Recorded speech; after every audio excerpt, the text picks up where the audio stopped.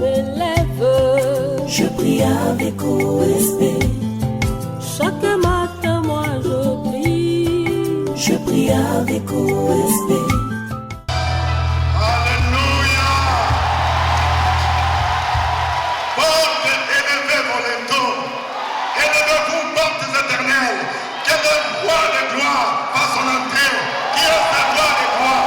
C'est l'Éternel, le Dieu fort, El Shibor, El Shaddai, El Elyon, Yahweh Sabaoth. Son nom c'est Jésus de Nazareth. Il va faire son entrée ce matin. Il va venir te toucher ce matin. Il va visiter quelqu'un ce matin. Celui que nous invoquons chaque matin, il est un Dieu vivant. Il est un Dieu qui agit. Il est un Dieu qui guérit. Il est le Dieu qui nous a secourus pendant l'année 2020. C'est pourquoi nous sommes là pour l'exalter. Nous sommes là pour le louer. Nous sommes là pour l'adorer. Nous sommes là pour lui rendre hommage. Il est le Dieu véritable. Il n'y a de salut à aucun autre. Si ce n'est que lui, le roi des rois, le Seigneur des seigneurs. Dis à ton voisin, aujourd'hui c'est ton jour de gloire. Aujourd'hui le Seigneur va te visiter. Aujourd'hui le Seigneur va te toucher. Oh, que le nom du Seigneur soit béni. Gloire à toi Seigneur. Gloire à toi. Nous saluons tous les frères et sœurs. Saluez tous ceux qui nous suivent à Abidjan, à Mans. Saluez tous ceux qui nous suivent à Paris maintenant. Saluez ceux qui nous suivent au Canada. Saluez ceux qui nous suivent aux États-Unis. Saluez ceux qui nous suivent en Belgique, au Burkina Faso, au Maroc. Saluez ceux qui nous suivent en Angola. Saluez ceux qui nous suivent au Maroc, en Algérie, au Nigeria. Ils sont nombreux. Que Dieu vous bénisse. Gloire au Seigneur. Seigneur, nous voulons te dire merci. Toi, le Dieu qui nous a conduits pendant l'année 2020. Nous avons vu ton secours et nous voulons dire ce matin, Ebenezer, jusqu'ici, l'Éternel nous a secourus. Bénis ta parole et bénis ton peuple au nom de Jésus. Amen. Acclamons le Seigneur. Veuillez reprendre nos places. Nous remercions le Seigneur qui a rendu possible cette rencontre et merci d'avoir répondu à notre invitation. Ebenezer, jusqu'ici, l'Éternel nous a secourus. C'est le thème que nous allons développer ce matin. Nous allons lire dans 1 Samuel chapitre 7, versets 9 à 14. 1 Samuel 7, 9 à 14. Nous lisons la parole de Dieu. Samuel prit un agneau de lait et l'offrit tout entier en holocauste à l'Éternel. Il cria à l'Éternel pour Israël, et l'Éternel l'exauça. Pendant que Samuel offrait l'holocauste, les Philistins s'approchèrent pour attaquer Israël. L'Éternel fit retentir en ce jour son tonnerre sur les Philistins et les mit en déroute. Ils furent battus devant Israël. Les hommes d'Israël sortirent de Mitzpah, poursuivirent les Philistins et les battirent jusqu'au-dessous de Beth-Kar. Samuel prit une pierre qu'il plaça entre Mitzpah et Shem, et il appela du nom d'Ebenezer, en disant, jusqu'ici l'Éternel nous a secourus. Ainsi les Philistins furent humiliés, et ils ne vinrent plus sur le territoire d'Israël. La main de l'Éternel fut contre les Philistins pendant toute la vie de Samuel. Les villes que les Philistins avaient prises sur Israël retournèrent à Israël depuis Écron jusqu'à Gath, avec leur territoire. Israël les arracha de la main des Philistins et il eut paix entre Israël et les Amoréens. Amen. Ebenezer, jusqu'ici l'Éternel nous a secourus. Je voudrais expliquer d'abord le contexte de ce passage, afin que nous comprenions bien ce qui s'est passé. Il s'est passé quelque chose dans la vie d'Israël, peuple de Dieu. Pendant ce temps, l'arche de l'Alliance, ce coffre sacré qui incarnait la présence de Dieu, fut prise par les ennemis d'Israël, les Philistins. Et l'arche a fait environ 7 mois dans les camps des Philistins. Et tout ceci, c'était la conséquence de la désobéissance des enfants d'Israël, et plus particulièrement les sacrificateurs Élie, dont les enfants qui étaient sacrificateurs commettaient la débauche, ils profanaient les choses sacrées, et Dieu a dit, je ne peux pas tolérer de telles choses. Dieu a permis que ses ennemis, que leurs ennemis Israël viennent dominer sur son peuple. Ils ont pris l'arche. Mais quand ils ont pris l'arche, ils ont vu les dégâts que l'arche produisait dans leur camp, à telle enseigne qu'ils se sentirent obligés de libérer l'arche. De libérer l'arche, en disant il faut que l'arche retourne en Israël. Mais malgré cela, les Philistins continuaient toujours à dominer sur Israël. Les Philistins ont même récupéré certaines villes qui appartenaient à Israël. Donc Israël était humilié. Le peuple de Dieu fut dans l'angoisse. Le peuple de Dieu fut dans l'humiliation. Et c'est pendant ce temps que Samuel était juge et sacrificateur. Et ils ont demandé à Samuel d'intercéder pour eux. Et Samuel a intercédé. Samuel leur a dit ce qu'il fallait faire.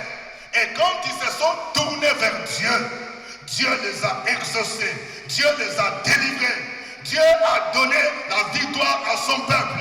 Israël a dominé sur les Philistins. Ce matin, je vais te dire, qui dominera sur celui qui dominait sur toi. Ce sorcier qui dominait sur toi, c'est toi qui vas dominer sur lui maintenant. Il y aura renversement de la situation.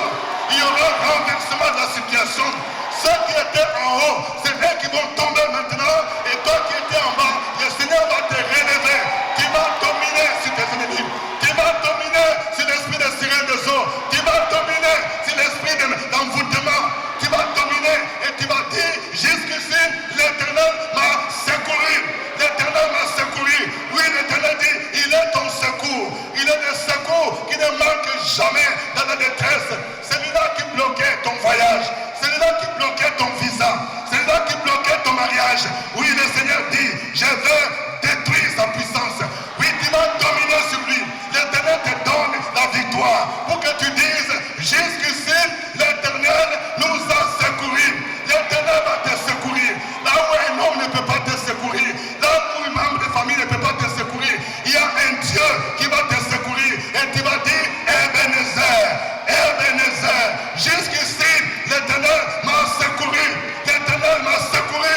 C'est lui qui va te relever. Même si tu es tombé par terre. Même si les gens se sont moqués de toi. Tu es humilié. La Bible dit, de la poussière, il retire le pauvre. Du fumier, il relève l'indigent. Pour te faire asseoir avec les grands. Tu es resté pendant longtemps par terre. Aujourd'hui, le Seigneur me charge de te dire, le Seigneur va te ramasser par terre. Il va te positionner. Il va te positionner pour que tu comprennes que c'est lui qui est ton secours. Il est le secours qui ne manque jamais dans la détresse. Et tu vas dire, Ebenezer, jusqu'ici, l'Éternel m'a secouru. L'Éternel m'a secouru. C'est lui qui est ton secours, qui ne manque jamais dans la détresse. Il te dit, je te donne la domination sur tes ennemis. Je te donne la victoire sur tes ennemis. Ils ne domineront plus sur toi. Ils ont dominé sur toi depuis l'enfance. Maintenant, l'Éternel dit, moi je t'apporte mon secours. Moi je t'apporte ma délivrance. Moi je t'apporte la libération. Moi je t'apporte ma bénédiction. Ebenezer, jusqu'ici, l'Éternel nous a secourus. L'Éternel va te secourir. Il va secourir ta famille qui est ravagée par la sorcellerie. Oui, l'Éternel dit, je veux mettre fin au règne de la sorcellerie dans ta famille. Personne ne sera plus sacrifié parce que l'Éternel va écouter ta prière comme il a écouté la prière des enfants d'Israël. Quand ils ont crié à lui, il les a secourus, il les a sauvés, il les a délivrés de ses ennemis. La Bible déclare que Dieu nous a suscité un puissant sauveur. Un sauveur qui nous délivre de nos ennemis et de tous ceux qui nous haïssent, afin de nous permettre de les servir sans crainte, en marchant tous les jours dans la sainteté et dans la justice. Ebenezer. Quelqu'un qui dit waouh, waouh. Comment ne pas aimer un tel Dieu? les enfants d'Israël ont connu le secours divin. Et je sais que parmi vous, il y a beaucoup qui ont vu le secours de Dieu pendant cette année 2020. Covid est venu. Les gens disent, ils ont dit que Covid va détruire l'Afrique. Oh, l'OMS a dit qu'on va ramasser le cadavre. Mais Covid est venu. Covid est devenu coquille vide. Covid, coquille vide. Wow! Quelqu'un dit Covid, coquille vide. C'est-à-dire qu'il n'est pas venu. On a terrassé Covid dans le nom de Jésus. Et c'est pourquoi nous disons ce matin, jusqu'ici, l'Éternel nous a secourus. Il y a ceux qui étaient malades. Les gens croyaient que tu allais mourir. Il y a des gens qui disaient que tu ne vas pas finir l'année 2020.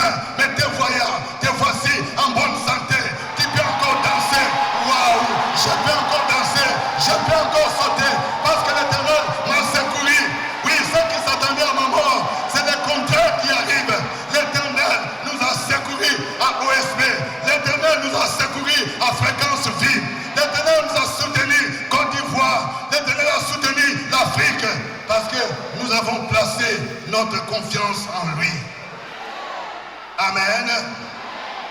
Nous allons voir 3 choses que les enfants d'Israël ont faites pour qu'ils puissent expérimenter le secours divin. Il y a 3 choses. La première chose, ils se sont repentis de leurs péchés d'idolâtrie. Premier élément pour expérimenter le secours divin, c'est la repentance. Quelqu'un dit la repentance.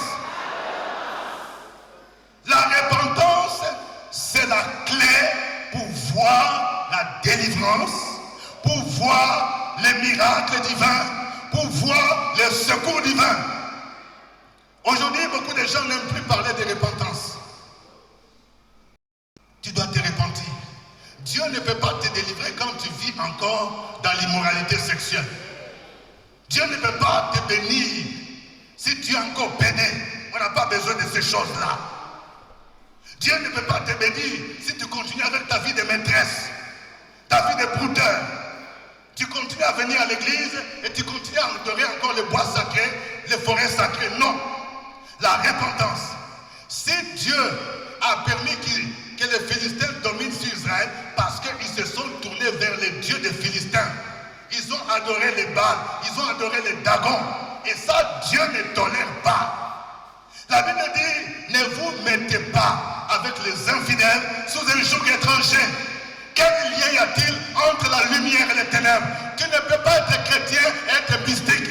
Tu ne peux pas être chrétien, tu es pasteur, tu es apôtre et tu es membre des réseaux bizarres, des réseaux mystiques. C'est incompatible. Quelqu'un dit ce n'est pas normal. Ce n'est pas normal. Ce n'est pas normal. Aujourd'hui, on a introduit l'occultisme dans l'église. Comment quelqu'un peut dire que moi je peux être à Abidjan ici et puis je sors de mon corps et puis je m'en viens à Paris et puis je m'en vais à Bruxelles, je m'en vais à New York. Ça c'est pas sorcellerie ça. Il n'y a pas d'autre nom. On ne peut pas dire que c'est une autre dimension de l'esprit. C'est quelle dimension? Dans le mysticisme, on appelle ça projection astrale. C'est la sorcellerie des blancs.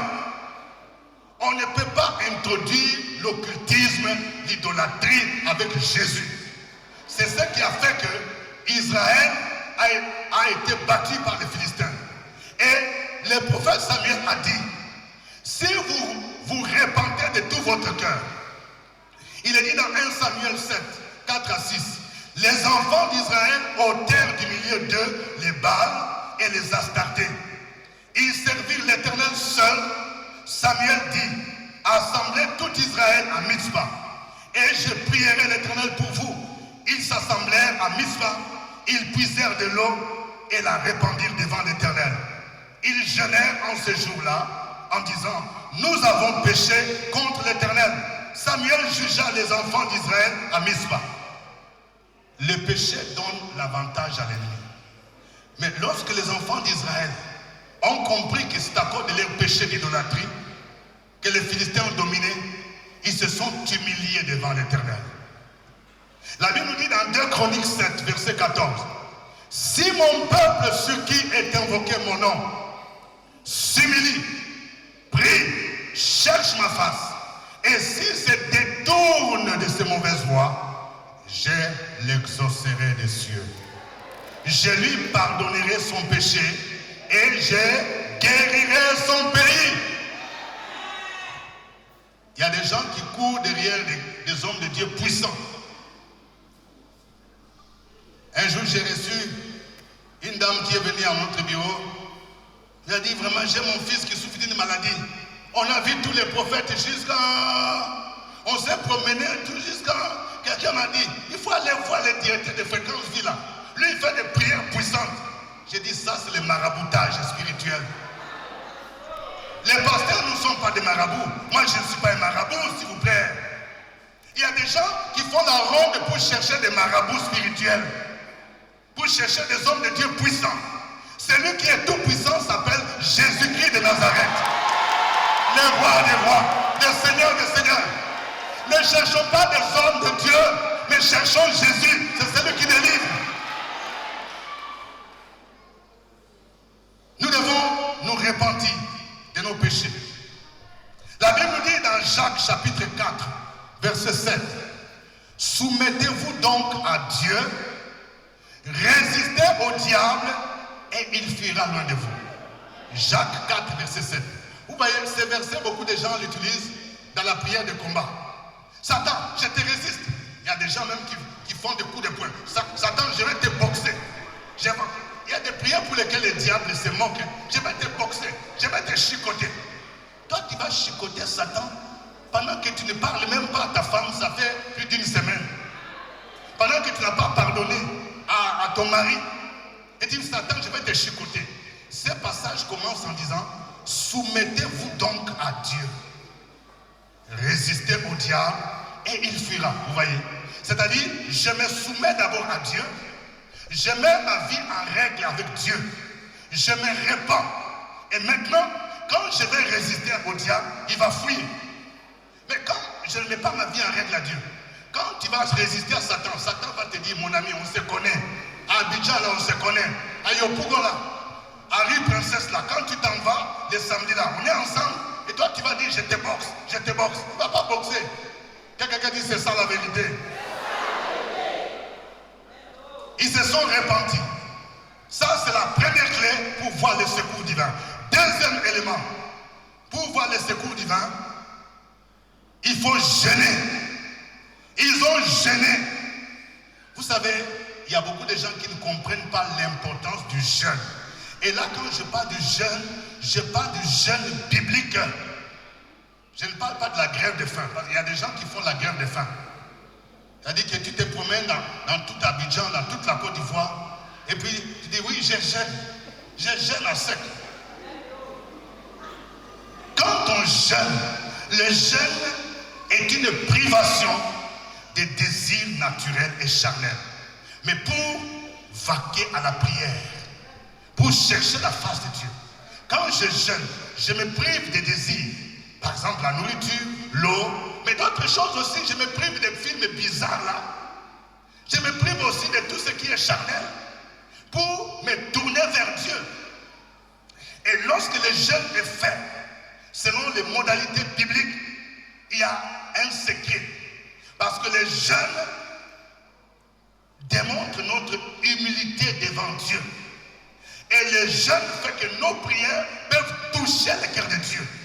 Quand tu as un problème, une difficulté, quand tu vois que tout est bloqué dans ta vie, tu cherches la face de Dieu. Tu te prives la nourriture, tu te prives à manger pour chercher la face de Dieu. Dieu va te toucher. Le jeûne va accélérer l'exaucement de la prière. Jésus nous a appris 3 dimensions de la prière. Il a dit dans Matthieu 7, verset 7, ah oui, demandez et vous recevrez. Cherchez et vous trouverez. Frappez et l'on vous ouvrira. Alors, vous voyez, alors, ça dit qu'on évolue. Il y a des situations pour lesquelles vous priez, vous demandez, et Dieu vous donne. Mais parfois, il faut chercher. C'est-à-dire qu'il faut prendre du temps dans la prière.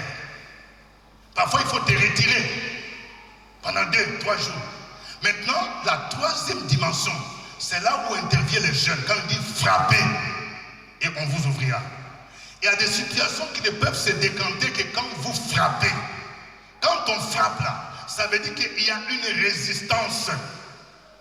Ça veut dire que dans le monde spirituel, il y a des puissances qui résistent pour bloquer ton exaucement, pour bloquer ta situation. Et là, il faut passer dans cette troisième dimension, frapper. Nous avons un exemple dans le livre de Daniel. Quand vous lisez Daniel chapitre 10, nous voyons que Daniel a jeûné pendant 21 jours.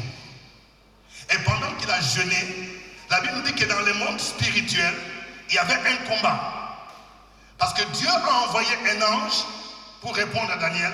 Mais cet ange fut intercepté par le prince de Perse. Le prince de Perse, c'est un homme fort. C'est un démon qui contrôlait la Perse. Et Dieu était obligé, pendant que Daniel jeûnait pendant 21 jours, Dieu a envoyé l'archange Michel. L'archange. Vous voyez, en grec, arc, ça veut dire chef de. C'est-à-dire parmi les anges, il y a ceux qui sont des archanges. C'est pourquoi aujourd'hui, même les gens ont imité. On parle d'archibishop, archi, c'est-à-dire chef de, archevêque. Mais dans le monde spirituel, parmi les anges, il y a des anges ordinaires, il y a l'archange Michel. C'est celui qui est le chef d'état-major. Il frappe très fort. Michel ne s'amuse pas. Un jour, j'étais dans une séance de prière. J'ai prié pour quelqu'un qui était possédé par un démon. Le démon là était violent. Le démon m'a dit, toi là, je vais te frapper. Je lui ai dit, tu as menti. Tu ne peux rien me faire. Parce que Jésus m'a donné le pouvoir de marcher sur les serpents, sur les scorpions et sur toute la puissance de l'ennemi.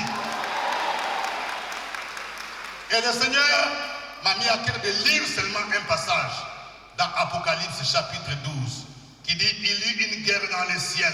Michel et ses anges combattaient contre les dragons. Quand j'ai commencé à lire ce texte, le démon a dit, pardonnez, Michel frappe fort, je vais partir. J'ai dit que non, tu n'as qu'à rester là. Tu n'as pas dit que tu es fort. Michel frappe fort. Quelqu'un dise à son voisin, fais attention à Michel. Nous, on ne sait pas. Je n'ai jamais vu l'ange Michel. Je ne sais pas comment il est. Mais je crois ce que la Bible dit. Quand nous prions là, il y a les anges qui sont actionnés dans le monde spirituel. Mais faites attention. La Bible ne nous demande pas d'invoquer les anges. C'est là où les gens commettent les erreurs. Il ne faut pas dire, ange Michel, viens. Non, ça s'appelle hérésie, fausse doctrine. Quand nous prions Jésus, les anges se mettent en action. Nous adorons Jésus, les anges se mettent en action. Si tu entends quelqu'un enseigner que tu dois invoquer un ange, c'est une fausse doctrine. Donc ils ont jeûné, et quand ils ont jeûné, ils se sont rassemblés à Mitzvah, et Dieu a exaucé leurs prières. La troisième chose qui a déclenché le secours divin, c'est l'offrande. Quelqu'un dit l'offrande. Ce n'est pas parce qu'il y a beaucoup de gens qui en abusent qu'on ne peut pas vous enseigner. L'offrande peut toucher le cœur de Dieu pour que Dieu puisse agir en votre faveur. Écoutez ce qui s'est passé ici. Lorsque nous lisons 1 Samuel 7, 9 à 14. 1 Samuel 7, 9 à 14. Samuel prit un agneau de lait et l'offrit tout entier en holocauste à l'Éternel. Il cria à l'Éternel pour Israël et l'Éternel l'exauça. Pendant que Samuel offrait l'holocauste, les Philistins s'approchèrent pour attaquer Israël. L'Éternel fit retentir en ce jour son tonnerre sur les Philistins et les mit en déroute. Ils furent battus devant Israël. Les hommes d'Israël sortirent à Mitzvah. Vous voyez, non seulement qu'ils se sont repentis, ils ont jeûné. Mais Samuel, qui représentait Israël, il a pris une offrande qu'on appelait l'Holocauste.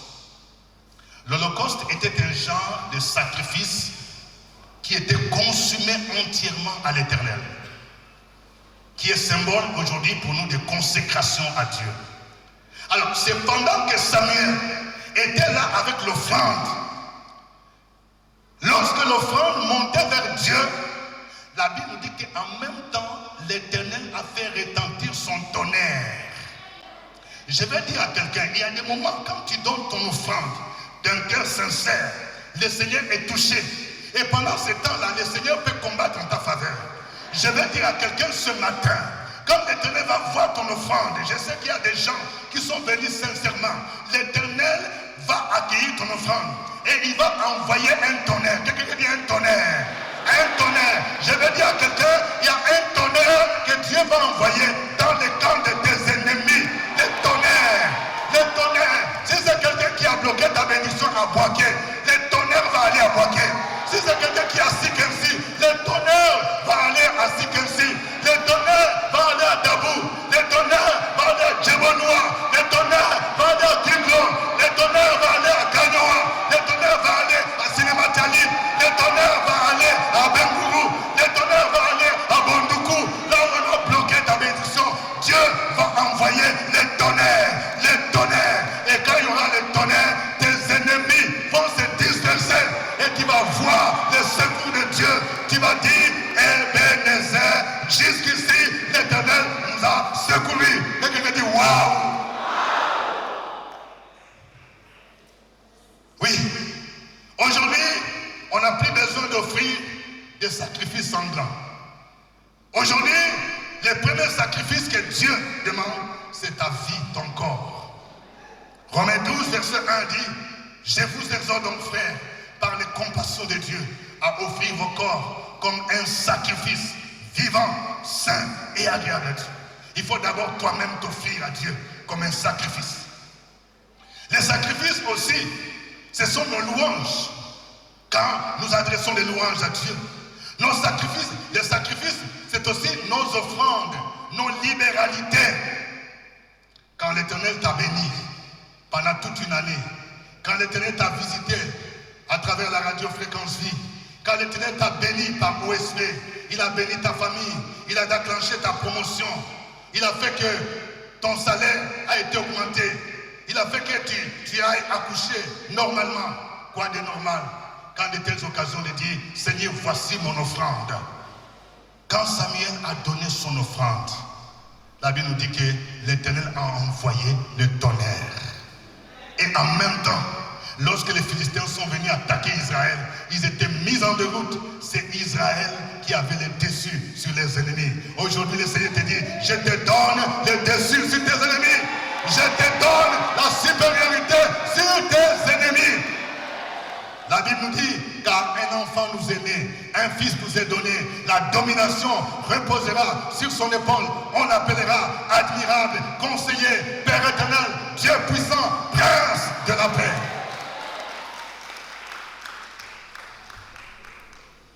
Pour terminer, voyons la manifestation du secours divin. Comment le secours divin s'est manifesté dans la vie d'Israël? D'abord, Dieu a donné la victoire à Israël. Lorsque Dieu te secoue, tu vas expérimenter la victoire. La victoire que Christ nous a acquise à la croix de Golgotha sera ta victoire maintenant. La Bible dit, tout ce qui est né de Dieu triomphe du monde. Et la victoire qui triomphe du monde, c'est notre foi. Quelqu'un dit ce matin, je vais triompher. Je vais triompher sur mes ennemis. Je vais triompher sur le péché. Je vais triompher sur les esprits de mort. Je vais triompher sur les esprits de malédiction. Parce que le Seigneur me donne la victoire. La deuxième manifestation du secours divin, il nous fait récupérer tout ce que l'ennemi a pris. La Bible nous dit au verset 14, les villes que les Philistins avaient prises sur Israël retournèrent à Israël. Depuis Écron jusqu'à Gath avec leur territoire. Israël les arracha de la main des Philistins et il eut paix entre Israël et les Amoréens. Ebenezer, quand Dieu te donne la victoire, il te permet de récupérer. Quelqu'un dit récupération. Récupération. Ce matin, le Seigneur te dit, tout ce qu'on t'a volé, tu dois récupérer. Tu récupères ta vie spirituelle. Tu récupères ta vie de prière. Tu récupères ta beauté. Tu récupères ton argent. Tu récupères tes comptes bancaires. Tu récupères tes terrains qu'on a bloqués. Tu récupères ton champ de veilla. Récupération. Quelqu'un te dit, je récupère. Je récupère. Parce que le Seigneur te dit, je te donne de récupérer. Tu récupères ton mariage. Je donne bien